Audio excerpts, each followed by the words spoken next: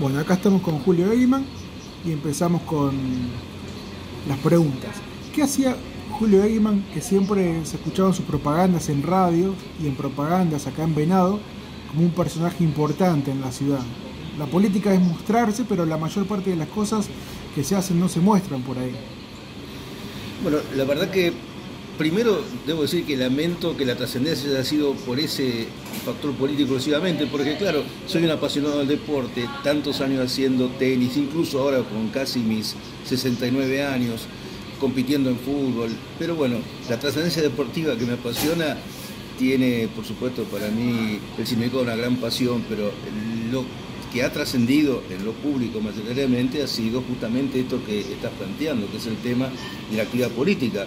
Y de hecho, haber sido concejal en mi ciudad y después 3 veces diputado provincial, o sea, marca una presencia de un rol institucional de cierta importancia que de hecho a mí me ha honrado, me ha permitido generar ideas, propuestas y por supuesto estar con la posibilidad de hacer lo que también es una gran pasión que siempre me animó, porque la actividad política creo que incluso tiene que ver con una herencia de mi padre, que había sido concejal en su momento, que fue un activo hombre del desarrollismo, él siempre admiró a Frondizi, y bueno, desde ahí seguramente hay algún gen que tuvo que ver con esta fuerte vocación política, que en mi caso empezó muy de pibe, porque con 15 años recuerdo haber acompañado una marcha de trabajadores de la Unión Obrera Metalúrgica que estaban haciendo un paro, ahí en mi barrio.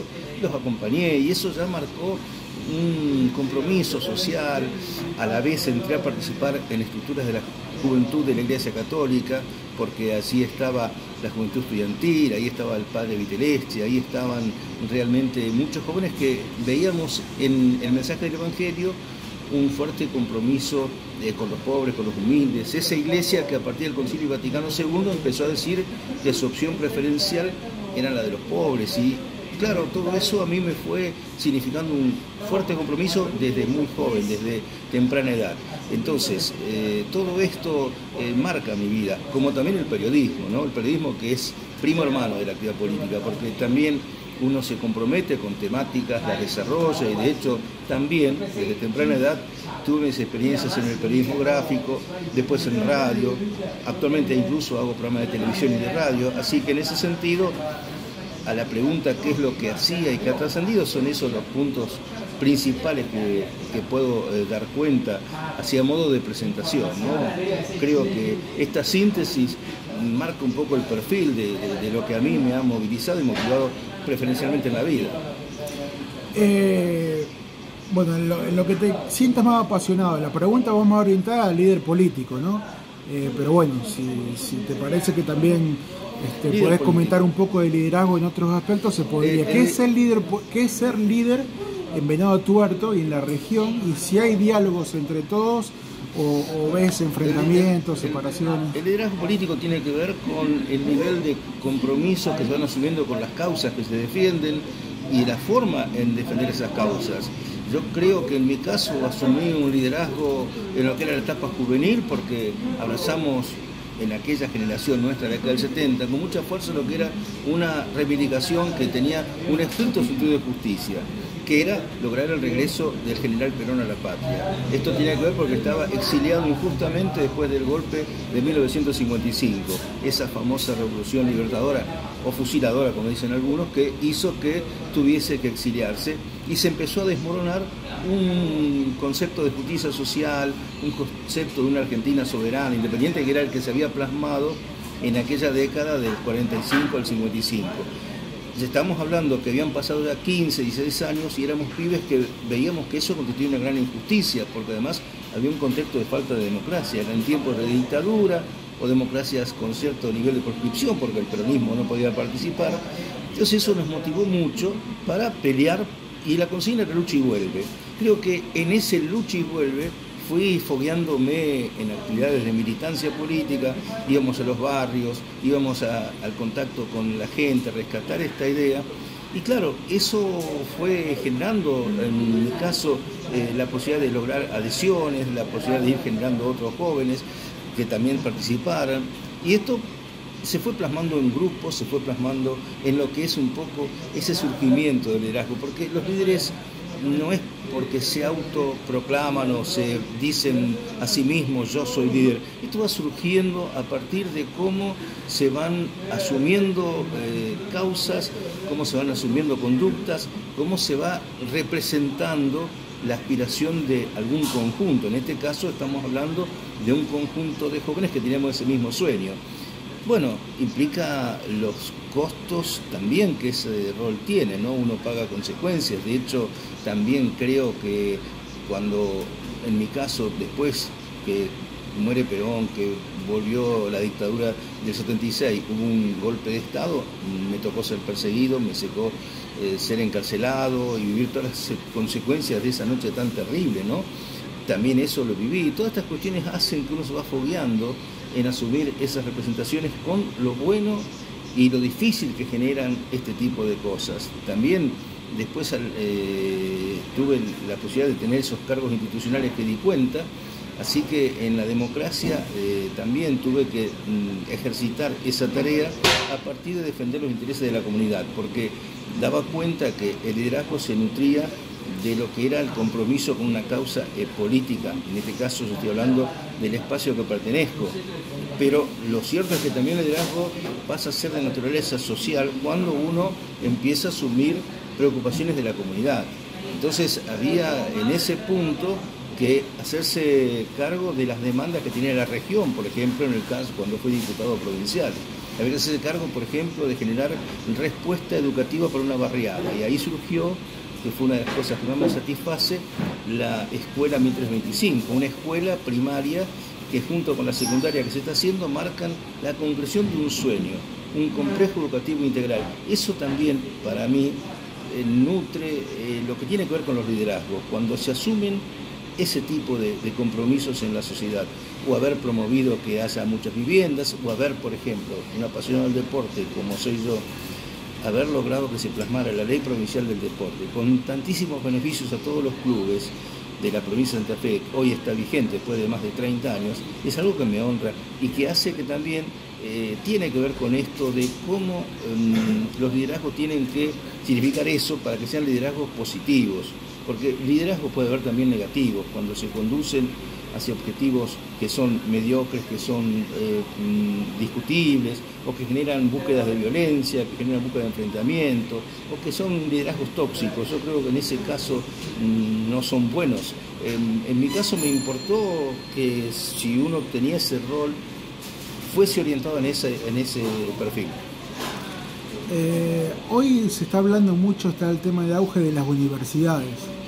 Mi consulta es, para ser líder en algo, por ahí, bueno, hay que hacer una autocrítica en cada profesional, ¿no? En base al título que tiene, pero bueno, ¿usted cree necesario que para ser un líder político, por ejemplo, hay que ser licenciado en ciencias políticas, hay que tener el título correspondiente? Últimamente las autoridades no... Está la carrera, por ejemplo, de ciencias políticas y no son licenciados en ciencias políticas. Sí tienen estudios, diferentes cursos, pero ¿lo cree necesario? ¿Puede ser que pueda llegar a haber un problema por eso también? En realidad no creo que para ser líder haya falta tener ninguna clase de títulos. Hay liderazgos que tienen que ver con lo que era la representación, y esa representatividad no se alcanza por un título que se pueda tener. No digo que no ayude a la formación intelectual, en ese sentido siempre es útil tener herramientas que fortalezcan la solidez de las propuestas y las ideas, pero los liderazgos tienen otro punto de partida, y en este caso, si estamos hablando de un presidente, bueno, la mayoría han sido abogados, la mayoría de los presidentes argentinos. Título de licenciado en política no sé si lo tiene alguno, pero porque en realidad ser dirigente político tiene que ver con no lo que es la capacitación intelectual, si bien es una herramienta útil, tiene que ver con la conducta personal, tiene que ver con las ideas que se sostengan, la forma de llevarlas adelante. Esto hace a una preparación humana que es clave, una preparación técnica, por ejemplo, que tiene que ver con la conducción del Estado o con la conducción política. Tener un título no es lo que le da la garantía de la eficiencia. tener conducta, tener solidez, tener ideas, tener en ese sentido esa capacidad sí es clave para garantizar el éxito de una gestión. Podría ser que hay hoy en día, bueno, hay muchos éxitos, muchas cosas positivas que se están haciendo en la política, hay muchas cosas que no se ven. Por ahí hay gente la política, por ahí hay muchas cosas que se hacen sin mostrarse, ¿no? Pero en las cosas por ahí que se le reclama a las políticas y todo eso, ¿puede llegar a ver, usted cree que puede llegar a, que hay cosas que no se ven, gente que por ahí, gente que no, soluciones que no se encuentran porque no nos dialogamos entre nosotros, porque hay órdenes sociales injustos o cosas así? Bueno, la política está en deuda con la Argentina, ha sido en ese sentido una lucha enorme la que hicimos, volviendo a lo que decía antes, aquella generación que peleaba por una democracia frente a la dictadura, que incluso tuvo un alto costo con los desaparecidos y las persecuciones. Lamentablemente la vuelta a la democracia no ha dado después de tantos años la respuesta que la gente necesita, entonces hay que mantener el espíritu de una democracia que realmente dé respuestas a la gente, una democracia con contenido social. O sea, hay una deuda enorme de la clase política porque no ha dado justamente en la tecla para conseguir esos objetivos. Aquí esa autocrítica se impone. Y dentro del peronismo, por ejemplo, con más razón, porque aquí hemos tenido un líder, para mi juicio un gran líder como fue Juan Domingo Perón, pero lamentablemente su mensaje de paz, su mensaje de unidad nacional, su mensaje que implicó también abrazarse con adversarios, viejos adversarios como Balbín, como Frondizi, y demostrar que ese era el camino, la unidad nacional, su mensaje que incluso fue visionario porque él planteaba allá por la década del 70 el tema ecológico y medioambiental que después se dio, ese mensaje que realmente siempre fue signado por la justicia social, por la independencia económica y la soberanía política, lamentablemente tuvo una altura que no fue capaz su propio movimiento, el peronismo, de estar a la altura del mismo. Al contrario, entró en luchas internas, entró en sectarismos, aparecieron los sismos, llámese menemismo, llámese kirchnerismo, llámese muchos incluso andariveles de violencia interna, de enfrentamientos indebidos que hicieron que se frustrara ese sueño. Entonces, en este punto yo creo que hay que partir de esa mirada para decir cómo se encara la lucha contra estas limitaciones que está ofreciendo este tiempo actual, estas frustraciones colectivas que son tan altas. Entonces, hay que poner punto de partida y frente a las cuestiones oscuras o las cuestiones que dan, y claro que hay muchos intereses que hackean, claro que hay muchos intereses que están tratando de generar que las cosas vayan peor en vez de mejor, o intereses sectarios y mezquinos. Hay que entender que en ese sentido esos intereses están siempre agazapados, por ejemplo, especulando con procesos inflacionarios, especulando con endeudamientos externos. Todos esos intereses, de hecho, hoy hacen que cuando uno habla de una globalización internacional, hay que tener muy en claro que hay quienes sueñan con una globalización tal que destruya los estados nacionales, los valores culturales propios. Eso también hay que ser un tema de mirada para saber qué hay detrás de algunas cuestiones. Por ejemplo, hoy existe un mensaje que plantea la ideología en el género que avance. Bueno, ese es un tema que hay que ver dónde está el punto de partida. Hoy hay una idea de aculturizar, una idea de destruir valores espirituales. Hoy hay una idea que lamentablemente desde la globalización que se quiere imponer obliga a que los pueblos y los estados nacionales se defiendan y se protejan porque están minando bases incluso de la espiritualidad que tiene que darse. Yo en esto creo que es muy importante fortalecer esa identidad. Y frente a estos intereses, justamente, hay que tener en claro un proyecto de país que creo que aquí es un punto de partida y desde ese lugar, y sosteniendo la democracia como convivencia entre todos, porque la hemos logrado y hay que sostenerla, empezar a atacar esas zonas oscuras que bien decís, incluso la zona de la corrupción. Grave problema, grave flagelo, no solo argentino, sino en todas las partes del mundo, pero que es también un cáncer que está minando la credibilidad de la dirigencia social y política. Estas cuestiones son las oscuras zonas que obligan a que se den respuestas en forma urgente, porque la gente se cansó, la gente está angustiada, la está pasando mal, y precisamente es porque su dirigencia no estuvo a la altura de las circunstancias, a la altura de las expectativas que genera cuando se las vota. Así que en ese sentido realmente hay mucho por hacer. Bueno, y por ahí cerrando y agradeciéndole la entrevista, quería preguntarle, por ahí usted estuvo con autoridades máximas de la Iglesia, como el Papa Francisco en Roma, estuvo con el Padre Pepe y demás. Quería preguntarle cómo ve usted, qué le aconsejaría a un líder para llevar adelante, relacionarse en un ámbito de multiculturalidad, multireligiosidad. O sea, cuando hay muchas, usted está trabajando en un medio de comunicación por ahí que tampoco, que no es católico, entonces por ahí, siendo católico, entonces yo le pregunto por ahí, ¿qué le aconsejaría a un líder para moverse, ¿no? En un ámbito donde hay para aceptarse entre todos, que no haya conflictos con otros partidos políticos? A mí me encantó cuando el Papa dijo ante los pibes que hablaba en su momento, Papa Francisco, con esa brillantez que tiene, preguntó a la gente por dónde empezaba el diálogo, y hubo quienes dijeron que el diálogo empezaba hablando, y el Papa con mucha lucidez y soberbio dijo, poniendo la oreja, escuchando. Y este es el gran desafío que tenemos, escuchar al otro, lo que dice el otro. El diálogo debe darse porque es clave encontrar mecanismos de diálogo para lograr soluciones, porque esto lo arreglamos entre todos o no se puede arreglar. Estas salidas unilaterales, hegemónicas, que intentan algunos sectores, de la ideología que sean, no ayuda a la construcción de salidas que tienen que ser las que den respuestas para el conjunto de la sociedad. Dan respuesta a veces a intereses de sectores menores, pero no al conjunto. Entonces yo lo que creo que el camino del diálogo es clave, el camino de afianzar la paz es clave. Hay que reducir niveles de agresividad, de descalificación del otro. El otro no puede ser mi enemigo porque piense distinto.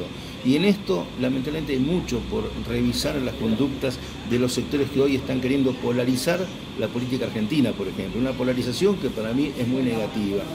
Luego de esto que es el concepto de diálogo, a mí quiero también insistir el mensaje que creo que cualquier político hoy o dirigente tiene que tener en cuenta. Por ejemplo, el padre Pepe Di Paola dice con mucha lucidez una frase emblemática que es el eslogan del programa que hago, que es el Gran Encuentro. Donde entra un libro no entra un revólver, donde entra la educación no entra la violencia, donde entra una pelota no entra la droga, donde entra el deporte no entran las adicciones. El flagelo de las adicciones, o incluso tenemos la ludopatía extendida en el juego online, afectando a chicos cada vez de menor edad. Es un drama que también obliga a que cualquier dirigente que hoy se precie de tal, tiene que poner eso como prioridad, la lucha contra estos flagelos que nos están destruyendo.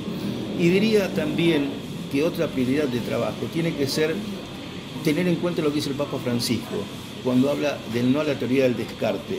Porque cuando Francisco dice no al descarte, está diciendo sí a la vida humana en general. Y no se puede avanzar en el descarte de los ancianos de la tercera edad como pasa con un modelo de exclusión, donde lejos de ser apreciado el hombre mayor, termina siendo depreciado. O, en todo caso, depreciar la vida humana, que es desde la concepción que tiene que ser respetada en todas las etapas de la vida. Así que, en ese sentido, creo que hay que cuidar justamente estos valores que eviten lo que es el descarte social. Son premisas que para mí hoy cualquier dirigente que se precie tiene que tener siempre presente a la hora de plantearse estrategias en los ámbitos que sea. Desde este lugar, desde esta mirada, creo que uno después entra a específicamente hablar de políticas en materia de educación, de políticas en materia para que la educación pública se fortalezca, también en materia de vivienda o en el área que fuese. En definitiva, en el tema económico tiene que estar al servicio del hombre, pero el hombre tiene que ser el eje, el ser humano tiene que ser el eje de una sociedad, a partir de entender que es un ser humano viviendo en comunidad. Por eso siempre me gusta afirmar esta misma idea de las 3T que dice el Papa, ¿no? O techo, tierra, trabajo, son valores que sumados a las 3C que el Padre Pepe dice, capilla, colegio y en este caso club, son también valores que tienen que ser afirmados en una comunidad para que sea mejor la convivencia entre todos. Excelente, Julio, muchas gracias. Gracias a vos.